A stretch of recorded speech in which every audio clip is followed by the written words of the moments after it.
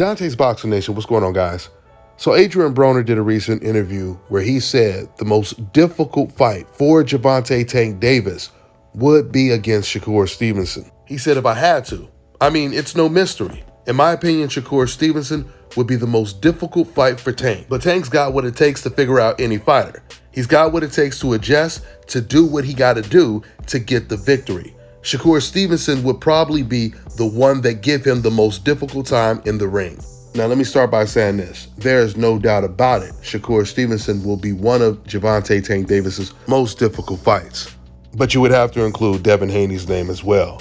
I always tell you guys, when it comes to Devin, Shakur, and Tank Davis, these guys are the Kobe Bryants and the LeBron James of the sport right now. I think we would all agree that outside of them fighting against each other, none of us would really pick anyone else to beat these guys, right? And this is the reason why you always see fans saying, I want to see them fight against each other. And even though Gervonta Davis versus Ryan Garcia will be one of the biggest events of the year, if not the biggest event of the year, fans all expect Gervonta to knock Ryan Garcia out because Ryan Garcia is not in Gervonta's league. He's not one of the Kobe Bryants and LeBron James of the sport. He will never be compared to the Alis, the Mayweathers, the Roy Jones Jr.'s, the Whitakers, the Sugar Ray Leonards, the Bernard Hopkins.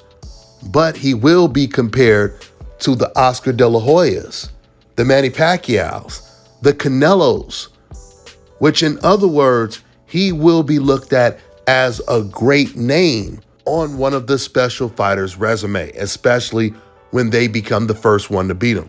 Now, just to make it clear, I wasn't comparing Ryan Garcia's skill set or his resume to a Manny Pacquiao or a Canelo.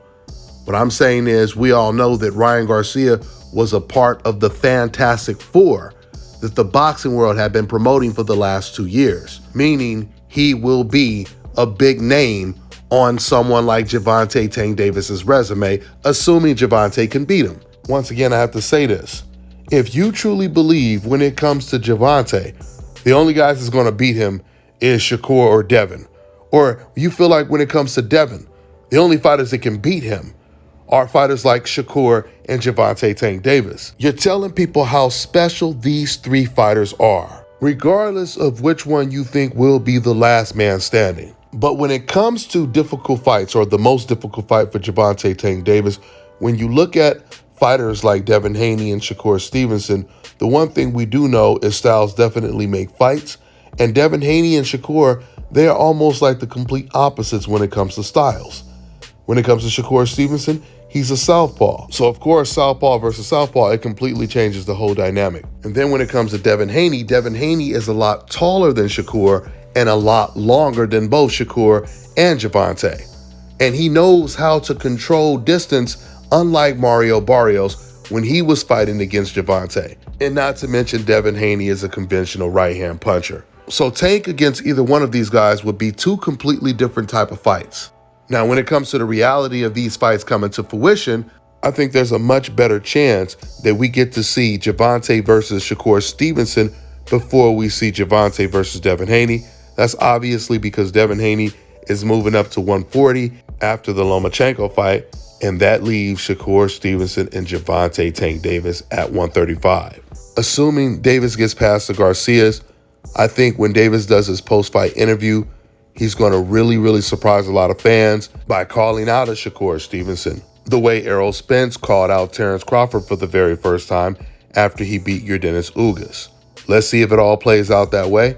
That's all I got for now, guys. I'm on to the next one. All right, now check this out, guys. If you're looking to repair eczema scars, burns and bruises, dark spots and blemishes, the fever blisters, diabetic ulcers, this right here is the perfect product for you guys. It's called Elo Diki Face and Body Oil. Athletes and top-ranking boxers, they're also using it after training to reduce swelling, inflammation, and to ease the pain. So get yours today. Go to elodiki.com, like them on Facebook, and follow them on Instagram.